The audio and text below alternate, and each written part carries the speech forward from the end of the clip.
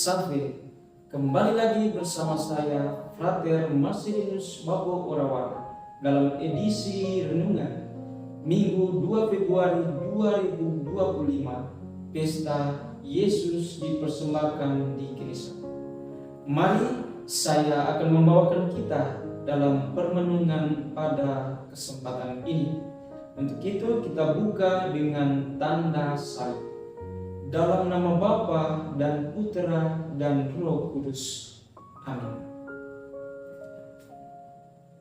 Saudara-saudari sekalian yang dikasihi Tuhan, dalam perjalanan hidup kita, seringkali kita membutuhkan tanda atau bukti bahwa kita berjalan di jalan yang benar, apalagi dalam hal iman. Kita mungkin bertanya-tanya, apakah Tuhan benar-benar hadir dalam setiap kehidupan kita? Atau saat-saat seperti ini, tentunya kita membutuhkan sebuah pengharapan dan membutuhkan sebuah peneguhan yang berasal daripadanya. Seperti seorang anak yang baru lahir, yang dibawa ke tempat ibadah untuk dipersembahkan. Begitu juga dengan Tuhan Yesus dipersembahkan di gereja oleh orang tuanya. Perayaan atau pesta Yesus dipersembahkan di gereja mengenang momen ketika Maria dan Yusuf membawa Yesus yang baru berusia 40 hari. Tindakan ini mengingatkan kita tentang makna penyerahan diri dan pengharapan yang ditemukan dalam pertemuan dengan Tuhan. Dalam bacaan pertama, nubuat Maleakhi menubuatkan tentang kedatangan seorang utusan yang akan mempersiapkan jalan bagi Tuhan. Nah, ini merujuk kepada Yohanes Pembaptis yang datang lebih dahulu untuk mempersiapkan kedatangan Yesus. Lebih jauh, teks ini berbicara tentang penyucian dan pemurnian.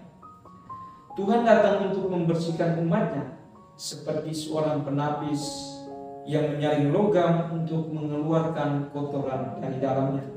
Demikian, Tuhan Yesus datang bukan hanya untuk menyelamatkan kita, tetapi untuk memurnikan hati kita agar kita bisa dan layak di hadapannya.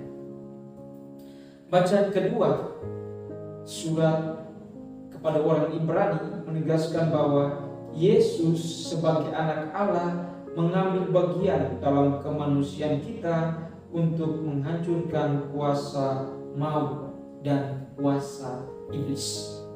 Dia merasakan segala kelemahan dan pencobaan, sehingga dia bisa menjadi imam besar yang mengerti dan menolong kita dalam segala kesulitan-kesulitan yang tentunya kita alami.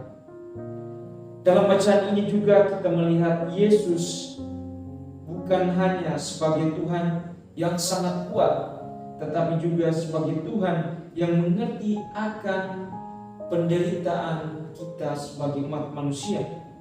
Dia juga datang untuk menebus dan memberi kita pertolongan yang tentunya kita butuhkan. Dalam Injil Lukas, kita melihat bagaimana Maria dan Yusuf membawa Yesus ke gereja sesuai dengan hukum Taurat untuk dipersembahkan kepada Tuhan. Pada saat itu Simeon, seorang yang setia menanti kedatangan Mesias, mengangkat Yesus dan menyatakan bahwa Yesus adalah terang yang menyinari semua bangsa. Begitu juga dengan Hana, istrinya, seorang nabi wanita yang memberikan pujian kepada Tuhan karena melihat pemenuhan janji keselamatan. Yesus yang kecil ini, yang tampaknya biasa saja, adalah penyelamat dunia yang datang untuk membawa terang bagi semua bangsa. Saudara-saudari, umat yang dikasihi Tuhan, tentunya kita semua membutuhkan pengharapan dan penyucian dari Tuhan. Seperti Yesus yang dipersembahkan dengan penuh penyerahan, kita juga dipanggil untuk menyerahkan hidup kita sepenuhnya kepadanya. Tuhan datang untuk menolong kita dalam kelemahan kita. Tentunya Dia juga memahami setiap penderitaan kita dan siap memberikan pertolongan. Mari kita membuka hati kita untuk menerima Yesus sebagai terang dalam hidup kita masing-masing. Sebagaimana juga Simeon dan Hana menantikan keselamatan yang datang dalam diri Yesus.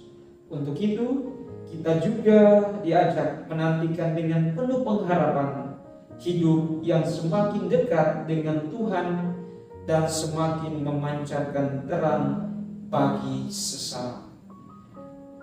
Mari kita semua diperbarui komitmen kita untuk menyerahkan hidup kita kepada Sang Juru Selamat, seperti Maria dan Yusuf yang membawa Yesus ke Kenisa untuk dipersembahkan. Semoga hidup kita juga dipersembahkan kepada Tuhan setiap hari sebagaimana persembahan yang berkenan di hadapan Tuhan sendiri. Semoga rahmat Allah menolong kita sekalian.